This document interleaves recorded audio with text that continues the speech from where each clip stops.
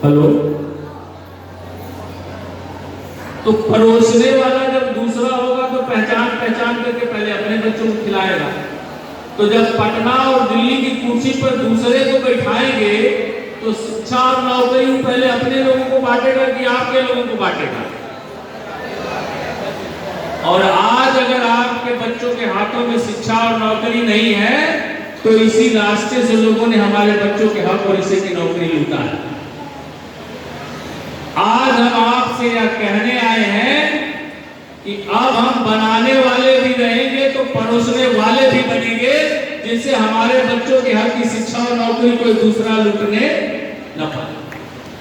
और वो कैसे होगा कि आप बनाने वाले हैं तो बांटने वाले कैसे बने, और वो लोग कैसे बांटने वाले बन गए। अभी यही एक यादव जी हैं, हम उनसे पूछते कि यादव जी आप बताइए आपका कौन छाप है, आपका कौन पार्टी बात। तो यादव जी तुरंत बोले कि हमारा लालटेन छापा, हमारा तेजस्वी और लालू यादव नेता पार्टी। बोलेंगे कि नहीं बोलेंगे। और यही बात चर्चा हम आपसे पूछ बैठे कि आप बतावा आपको कौन पार्टी, आपको कौन छापा, आपको के नेता बा। तो बताइए हमारी माताएं मैंने आप लोगों के पास का जवाब है, कौन जवाब बा। तो हम लोग कहेंगे भैया हमान तो केवल नेता ना बा, ना हमान तो कौन पार्टी बा, ना हमान तो केहू अगुआ बा, ना हमान तो केहू रहनुमा बा। हम लोग पिछलगुआ जात है, दूसरे के पीछे पीछे चलते हैं, दूसरे का झंडा ढोते हैं, दूसरे का डंडा ढोते हैं, दूसरे को वोट देते हैं और दूसरे को राजा बनाते हैं।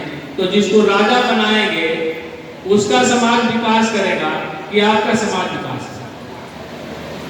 तो साथियों मैं आप सब लोगों से जानना चाहता हूं कि अब आपकी भी पार्टी हो गई, आपका भी नेता हो गया है, आपका भी छाप हो गया है। जैसे वे लोग अपने पार्टी और अपने नेता और अपने छाप के साथ खड़ा है, आप खड़े हो जाएंगे तो आपका वोट सबसे ज्यादा है तो आपकी पार्टी और आपका नेता किसी से कमजोर रहेगा क्या। और जब जब चुनाव आया है आपने वोट दिया है, और यह भी बता दूं कि जिसको वोट दिया है वो भरोसा भी करने वाला नहीं है। जब भी चुनाव आता है वोट आप सब लोग देते हैं कि नहीं देते, देते हैं ना। फिर चुनाव आएगा फिर आप लोग वोट देंगे कि नहीं देंगे। जैसे आप देंगे वैसे सब समाज के लोग वोट देंगे। लोकसभा का चुनाव 2 साल अभी बाकी था, लेकिन आज हम आप सब लोगों से पूछी कि 2024 में लोकसभा का चुनाव जो आने वाला है उसमें यादव जी किस छाप की बटन दबाएंगे, तो इसमें किसी को कोई डाउट कोई शंका है, पता है कि नहीं पता है। आप सब लोगों को पता है कि चुनाव चाहे 2 साल बाद आए चाहे 5 साल बाद आए, यादव जी बूथ पर जाएंगे तो अपने लालटेन की बटन, ये बात सही है कि नहीं है। कुर्मी अपने तीर की बटन दबाएगा, लेकिन ईमानदारी से आप लोग बताइएगा कि हम आपके गांव में पहुंच जाएं। डॉक्टर साहब हम आपके गांव में पहुंचे और हम आपके घर में बैठ करके हम यादव जी के घर बैठ गए, और जो बात हमने आप लोगों से पूछा वही बात हम यादव जी से पूछ बैठे कि यादव जी हम तो अपने दुनिया बिन बेलदार समाज के सब माताएं बहनें बच्चे बुजुर्ग आए थे, हम उन लोगों से पूछा कि 2024 में आप किसको वोट देने वाले हैं, तो हमारे लोगों को कोई डाउट कोई शंका नहीं, हमारे लोगों ने बता दिया कि आप लालटेन की बटन दबाओगे। लेकिन यही बात मैं आपसे पूछता हूं कि इस गांव में हमारी बिरादरी की भी बड़ी आबादी है। ये 2024 में जो लोकसभा का चुनाव आने वाला है उसमें हमारा समाज किसको वोट देने वाला है। तो यादव जी आपके बारे में क्या बोलेंगे। पहली बात बोलेंगे कि देखा डॉक्टर साहब चुनाव अभी 2 साल बाद, तो आज बिरादरी के वोट गई तो हम एकदम सटीक तब बता पाए जब चुनाव एकदम करीब।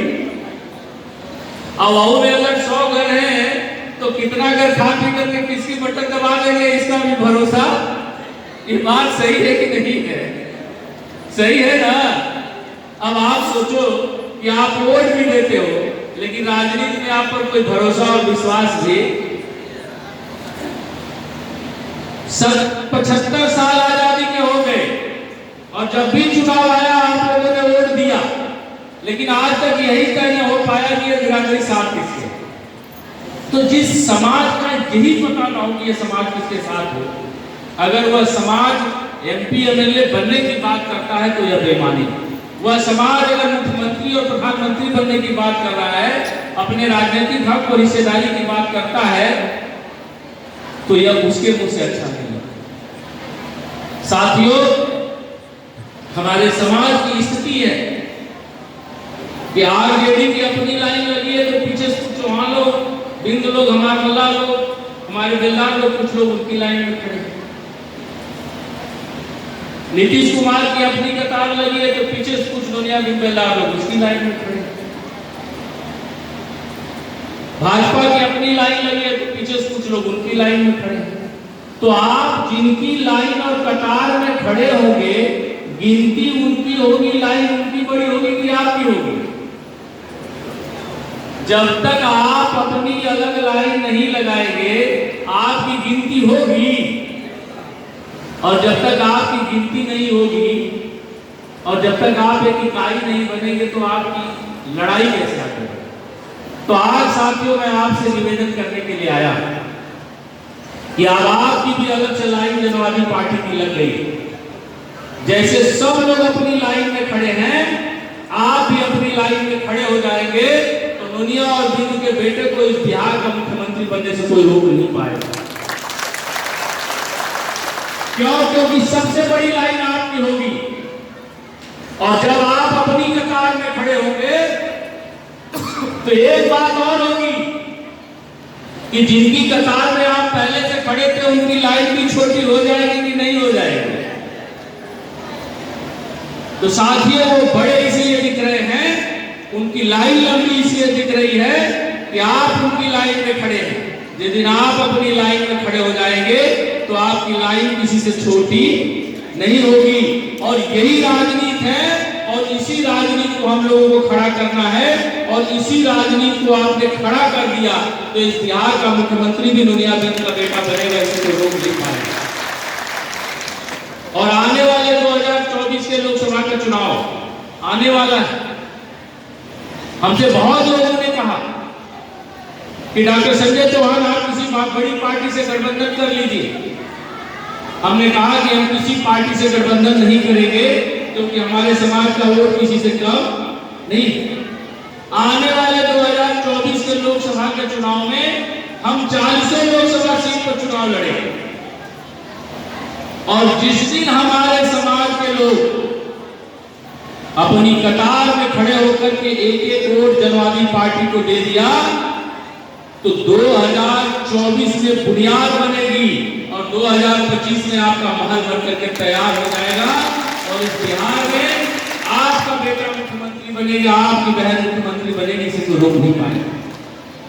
तो साथियों, मैं आप सब लोगों से जानना चाहता हूं कि चलो जो दौर बीत गया। लड़ाई अगर आज से ही शुरू है, कोई भी पार्टी, कोई भी दल और किसी भी समाज का अगुवा और रहनुमा उस समाज की समझदारी पर खड़ा होता है। हम लोगों की शुरुआत भले देर से हुई, लेकिन लड़ाई हम लोगों को मुकम्मल लड़ना है। और इस गोपालगंज लोकसभा सीट से भी अगर जनवादी पार्टी का उम्मीदवार होता है तो आप सब लोग अपना एक वोट जनवादी पार्टी को देने का काम करेंगे कि नहीं करेंगे? करेंगे। और आप सब लोगों को जनवादी पार्टी का कार्यकर्ता और पदाधिकारी बनकर के अब सब लोगों को लगना पड़ेगा। सब लोगों के लिए अपने पार्टी का पदाधिकारी बनकर के कार्य करना होगा। और आप सब लोगों को निकल करके, हम अगर लखनऊ से 500 किलोमीटर से चल करके आपके बिहार के गांव-गांव में घूम रहे हैं तो आपकी भी जिम्मेदारी बनती है कि आप अपने जिले में निकलिए और 10 कदम चल करके जो आवाज जिन लोगों तक नहीं पहुंच पाई है उन लोगों तक पहुंचाने का काम करें। और साथियों, हमने तय किया है कि नवंबर 2023 के गांधी मैदान में हमने पूरे बिहार की रैली बुलाई है और उससे पहले हर जिला में सम्मेलन और रैलियां हम करा लेंगे और एक बार पटना पहुंच करके हम लोगों के समाज को तय कर देना है कि अब बिहार का नोनिया बिन बेलदार किसी को पिछलगुआ नहीं है, अपना अगुआ और अपना रहनुमा बना लिया है और अब अपना वोट किसी दूसरे के बेटों को मुख्यमंत्री बनाने के लिए नहीं देगा, बल्कि अपने बेटे को मुख्यमंत्री बनाने के लिए अपना वोट अपने पार्टी को देगा। और जिस दिन लाखों की संख्या में आप इकट्ठा होकर के एक बार पटना से इंकलाब बोल देंगे तो आप बताइए बिहार की राजनीति बदल जाएगी कि नहीं बदल जाएगी? ये जो भाजपा वाले हैं जो हमारे समाज का बिना मांगे वोट पाते हैं, अगर 2024 में बिहार में खाली दुनिया बिन बेलदार भाजपा को वोट न दे तो बताइए एक को सीट भाजपा जीत पाएगी? अति पिछड़ा का इतना वोट है कि अगर नीतीश कुमार को हम लोगों के पिछड़ा समाज का लोग वोट न दे तो नीतीश कुमार को विधायक बना पाएंगे? वोट हम लोगों का है और विधायक और मुख्यमंत्री वे लोग बन रहे और वह इसलिए बन रहे थे कि हम लोग भी उनके पीछे खड़े थे और उन्हीं को बनाने का काम कर रहे थे। आज तक अरे पानी दे दीजिए, पानी मांगे, पानी की बोतल में पानी दे दीजिए, तो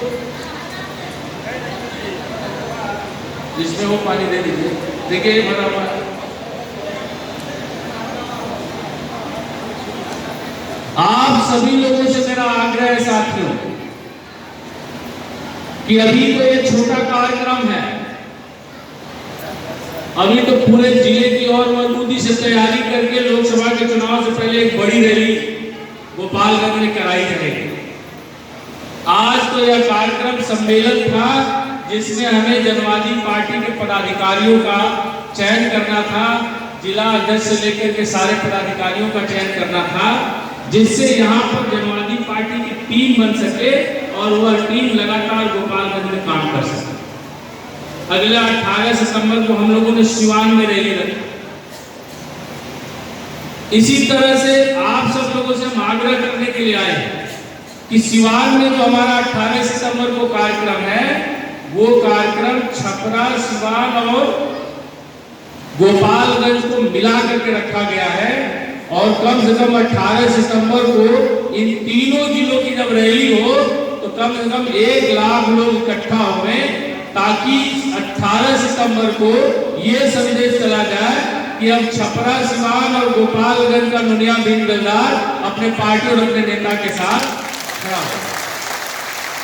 तो उसकी तैयारी के लिए भी आप सब माताएं बहनों को तैयार रहना है। 18 सितंबर को अभी हम लोग स्थान चयन कर लेंगे कि कौन सी वो जगह होगी, मध्य जगह, जहां सिवान, छपरा और गोपालगंज के लोग आसानी से पहुंच जाएंगे। और एक चीज का ध्यान रखना साथियों कि भारतीय जनता पार्टी के लोगों को अपने काम पर भरोसा नहीं है, आरजेडी और जदयू के लोगों को अपने काम पर भरोसा नहीं है, उनको अपनी नोट पर भरोसा है। उन लोगों को भरोसा है कि नोनिया बिन बेलदार का वोट बिकता है और हम उसे खरीदेंगे। साथियों, जब चुनाव आता है तो नोनिया बिन बेलदार का वोट खरीदने और बेचने की बात होती है। बताओ, इस लोकतंत्र में जिस वोट से आप अपने बच्चे का भविष्य तय करते हैं, उस वोट को खरीदने और बेचने की जब बात जिस कौम की होती है, वह कौम इस लोकतंत्र में कहां खड़ी दिखेगी? उसके बच्चों के हक और हिस्से की नौकरी कहां बची? साथियों, हम लोगों को बिकाऊ समाज कहते हैं, लेकिन हम लोगों को साबित करना है कि अब हम बिकाऊ नहीं है, अब यह समाज टिकाऊ समाज है और अपने पार्टी और अपने छाप और अपने झंडे के साथ खड़ा है। तेजस्वी यादव क्यों बड़े नेता है? तेजस्वी यादव की पार्टी इसलिए आपसे बड़ी पार्टी है क्योंकि आपको पता है कि तेजस्वी जी अगर लालटेन छाप का टिकट दे देंगे तो किसी यादव से वोट मांगने की जरूरत नहीं। यही ना उनकी ताकत है। और जिस दिन आप इकट्ठा होकर के इस तीनों जिलों के लोग एक बार इकट्ठा होकर के इनकलाब बोल दे कि अब जनवादी पार्टी का कोई भी टिकट लेकर के आएगा, उसको नुनिया बिन बेलदार के गांव में वोट मांगने की जरूरत नहीं पड़ेगी, तो आपका छाप और आपकी पार्टी किसी से कमजोर रहेगी क्या? कमजोर सिर्फ हम लोग अपनी पहल और अपनी लड़ाई में रहे। हम लोग लड़े नहीं, हम लोग पिछलगुआ बनने के सिर्फ हम अपनी कतार नहीं बनाए, हम दूसरे की लाइन में खड़ा होकर के दूसरे की कतार को बढ़ाने का काम किया और दूसरे में अपनी गिनती को कराने का काम किया। यदि हम अपनी अलग लाइन बना लेंगे हम लोगों की कतार न किसी से छोटी होगी, न हम लोगों की पार्टी किसी से कमजोर होगी। तो मैं बहुत ज्यादा न कहते हुए साथियों आप सब लोगों से अनुरोध करूंगा, ये हो सकता है कि लोकसभा में आपके कैंडिडेट के पास 50 को गाड़ी चलाने भर की व्यवस्था ना हो, वो जितने लोग गाड़ी मांगे सबको गाड़ी और डीजल देने भर की व्यवस्था ना हो, लेकिन एक चीज मैं आपसे पूछना चाहता हूं,